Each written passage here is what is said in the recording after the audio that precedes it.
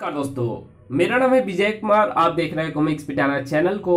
तो चलिए दोस्तों, तलवार के धनी महाबली भोकाल की इस शानदार कॉमिक्स को शुरू करते हैं, जिसका नाम है जा ललकार मौत को। आप देख सकते हैं इसका कवर पृष्ठ जो कि कुछ इस तरह का है। ओके, तो चलिए इसकी शानदार स्टोरी को हम शुरू करते हैं। मनुष्य के जीवन में कभी ना कभी ऐसा क्षण अवश्य आता है जब उसे अपनी आंखों से देखने वाले दृश्य पर भी विश्वास नहीं होता। उसे ऐसा प्रतीत होता है जैसे वो जागते हुए कोई सपना देख रहा है। विकास नगर वासियों के लिए ये क्षण ऐसा ही अकल्पनीय था। उनकी आंखों के सामने भी एक ऐसा ही दृश्य था जो विश्वास करने योग्य नहीं था। वो दृश्य सभी को स्वप्न सा प्रतीत हो रहा था, इसलिए मुंह बाए खड़े देख रहे थे सभी उधर, जिधर की रानी मोहिनी रथ को स्वयं भगाए ले जा रही थी। रथ से जुते घोड़े के पांव से भी अधिक तेज चलता रानी मोहिनी का चाबुक वाला हाथ बता रहा था कि या तो वो हवा से बातें करना चाहती हैं या फिर आंधी तूफान की तरह उड़ना चाहती हैं। रथ की गति ने जल्द ही राजधानी को पीछे छोड़ दिया। अब रथ द्रुत गति से पहाड़ी रास्ते पर भागा जा रहा था और वो पहाड़ी रास्ता पीछे नहीं छूटने वाला था, क्योंकि आगे जाकर समाप्त हो गया वो रास्ता इस बात की चेतावनी देता था कि उस रास्ते पर जो भी आगे बढ़ा उसका जीवन समाप्त हो जाएगा। और वो चेतावनी शायद रानी मोहिनी को नजर आ गई थी, लेकिन उसके चेहरे पर नाचती दृढ़ता इस बात का प्रतीक थी कि आज हर चेतावनी की धज्जियां उड़ाने की ठान रखी थी उसने। और जो ऐसा ठान लेते हैं उनके लिए ना रास्ता कोई महत्व रखता है और ना वो मंजिल जो कहलाती है मौत की मंजिल। और रानी मोहिनी मौत की उस मंजिल पर पहुंचने ही वाली थी कि अचानक खाई के गहरे तल की तरफ बढ़ता रथ एकाएक ऊपर की तरफ उठने लगा। चमत्कार ही था ये, लेकिन ये चमत्कार अपने आप ही नहीं हुआ था। ये चमत्कार किया था उस बलशाली ने जिसका नाम था महाबली भोकाल। उफ, अगर सही समय पर मैं यहां ना आ जाता तो आज महारानी ने स्वयं को काल के गाल में झोंक दिया था। परंतु महारानी ने ऐसा किया क्यों? उत्तर एकदम अप्रत्याशित था। हमें अपने महाराज से मिलना है और उनसे मिलने का सबसे सरल और आसान रास्ता यही है। हट जाओ, हमें अपने प्रिय से मिलने जाने दो। उफ, महारानी पर तो आत्महत्या करने का जुनून सवार है। क्या हुआ है उन्हें? ये सब प्रश्न बाद में, पहले मुझे उन्हें रोकना है। और ऐसा करने के लिए इस समय उत्तम यही रहेगा कि मैं महारानी को अचेत कर दूं। रानी मोहिनी की गर्दन की कोई नस दबाकर भोकाल ने उसे अचेत किया और वापस राजधानी ले आया। भोकाल चाचा, क्या हुआ माँ को? कुछ नहीं श्वेता, महारानी की मनोस्थिति ठीक नहीं थी, इसलिए मैंने इन्हें अचेत कर दिया है। सुबह तक इनकी चेतना लौट आएगी। तब तक का विश्राम शायद इनकी मनोस्थिति भी ठीक कर दे। महारानी के पास ही रहना श्वेता। मैं सेनापति परवीन सिंह से मिलकर यहाँ की रात्रि गश्त को बढ़ाने की बात करता हूँ। ठीक है भोकाल चाचा। निश्चिंत ही भोकाल को किसी खतरे का अंदेशा था, तभी तो उस रात्रि रानी मोहिनी की सुरक्षा में लगे सैनिकों की संख्या बढ़ा दी गई थी। और भोकाल का अंदेशा गलत नहीं था, क्योंकि जैसे ही रात्रि का तीसरा पहर शुरू हुआ वैसे ही खचाक खच आ मौत चुपके से आई और दबे पांव रानी मोहिनी के कक्ष की तरफ बढ़ी। अब वो मौत रानी मोहिनी को अपने आगोश में लेने ही वाली थी, लेकिन ऐसा हो पाता इससे पहले ही कौन थी वो भोकाल नाम की बिजली। मैं जानता था कि महारानी को समाप्त करने का तेरा ही कोई षड्यंत्र है, लेकिन शायद तू नहीं जानता कि तब राज परिवार पर संकट की तलवार लटक रही हो। तो भोकाल चैन की नींद नहीं सोता। हमलावर को बेबस कर भोकाल ने जैसे ही उसके चेहरे से नकाब खींचा वैसे ही ओह नहीं, भोकाल ऐसे चौंका मानो उसके हाथ में थमा कपड़ा ढकता अंगारा बन गया हो, क्योंकि हमलावर के रूप में उसके सामने था सेनापति परवीन सिंह, महारानी की हत्या का प्रयत्न करने वाला सेनापति परवीन सिंह।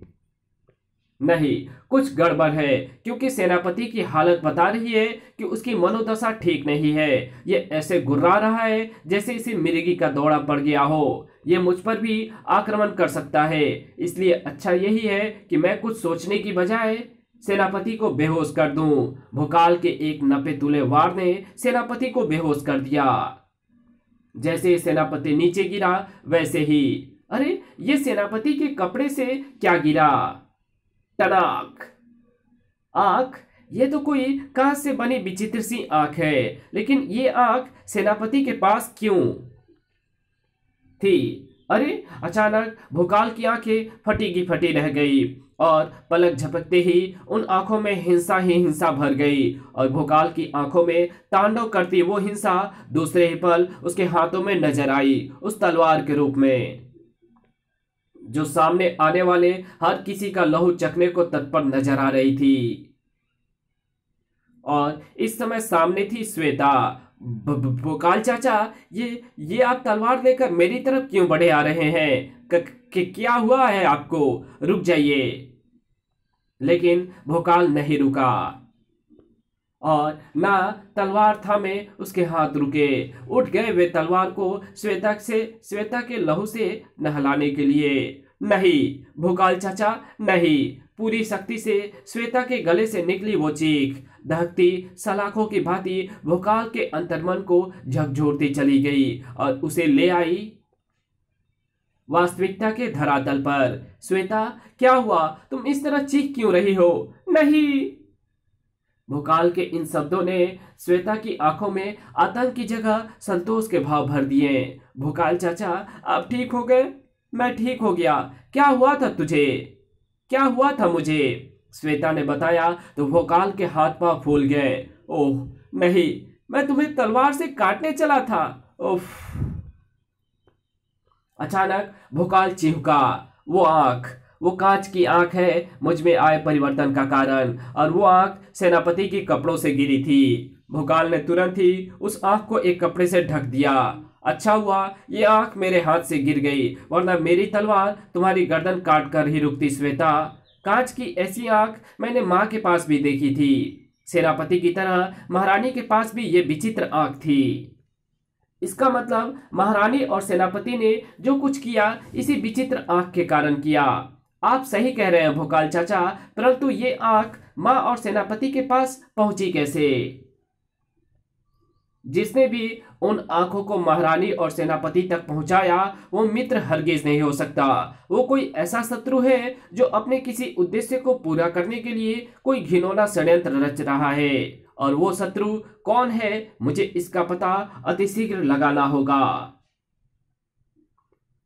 और ऐसा कैसे होगा ये मैं अच्छी तरह जानता हूँ। भोकाल उस शत्रु की तलाश में ना जाने कहाँ चल पड़ा था, जो राजधानी से कुछ ही दूर स्थित इन खंडहरों में मौजूद थी। मैं सम्मोहिका बोल रही हूँ स्वामी। राजमहल में मौजूद अपने शक्ति नेत्रों की सहायता से मैं देख रही हूँ कि भोकाल उन शक्ति आंखों का रहस्य जान गया है।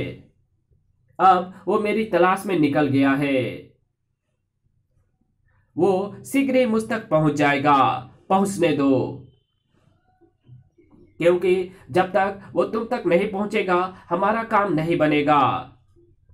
पूर्व निर्देश की भांति ही भोकाल के स्वागत की तैयारी करो। जो आज्ञा स्वामी। सम्मोहिका नामक उस मायाविनी का कहना सत्य था।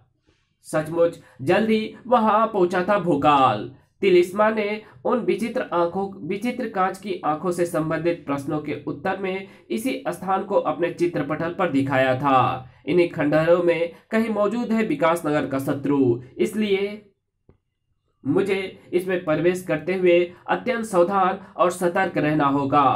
ओह, आओ आओ महाबली भोकाल, लगता है तुम मेरी ही खोज में यहाँ आए हो। उस आवाज को सुनकर तेजी से पीछे पलटा जो भोकाल, तो उसे अपने सामने खड़ी नजर आई सम्मोहिका। सम्मोहिका नाम है मेरा। तुम शायद मुझे ही ढूंढते फिर रहे हो। हाँ चुड़ैल, मैं तुझे ही खोज रहा हूँ। और जानती है क्यों? अपनी शैतानी आंखों के बल पर तूने जो शैतानी खेल खेला है उसके दंड के रूप में तुझे मृत्यु दंड देना चाहता हूं मैं। भोकाल के क्रोध के जवाब में सम्मोहिका खिलखिलाकर हंसी। तेरे साहस की दाद देनी होगी भोकाल, जो तू साक्षात मृत्यु के सामने खड़ा होकर भी ऐसी वीरता भरी बातें कर रहा है। तू सम्मोहिका के सम्मोहन को नहीं जानता भोकाल। पत्थर तक को सम्मोहित करने की शक्ति है मुझ में। तुझे सम्मोहित करना तो मेरे बाएं हाथ का खेल है।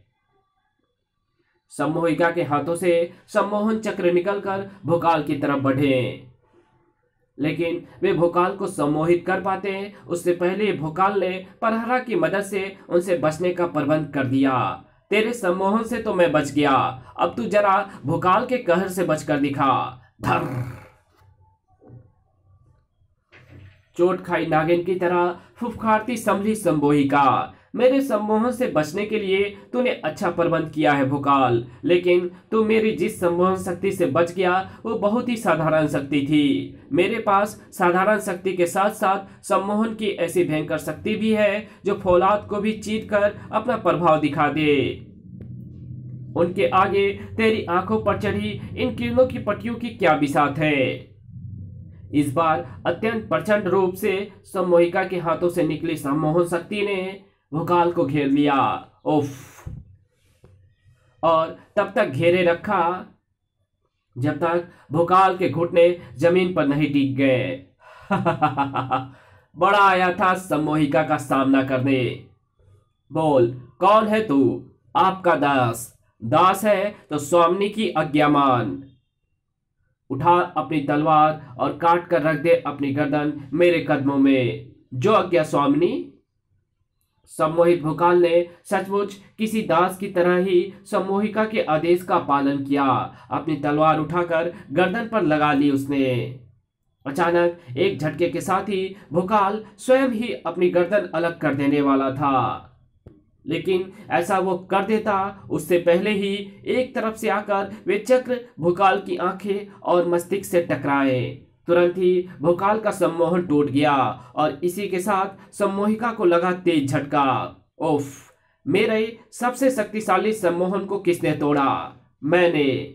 और मैं हूं सुतान। सुतान? सचमुच सम्मोहन सम्राट सुतान ही तो था वो, जिसे देखकर भोकाल अचंभित था। और इस कहानी को यहीं खत्म करते हैं। इसके आगे कहानी पढ़ेंगे इसके पार्ट 2 में, तो मिलते हैं इसके दूसरे पार्ट में। तब तक के लिए बाय। वीडियो अच्छी लगी हो तो इस वीडियो को लाइक कर देना। चैनल पे नए हो तो चैनल को सब्सक्राइब कर बेल आइकन को जरूर प्रेस कर देना, और जहां इस वीडियो की जरूरत हो वहां इसको शेयर जरूर कर देना। Thanks for watching my videos. तो मिलते हैं आपसे इसके दूसरे पार्ट में, तब तक के लिए बाय।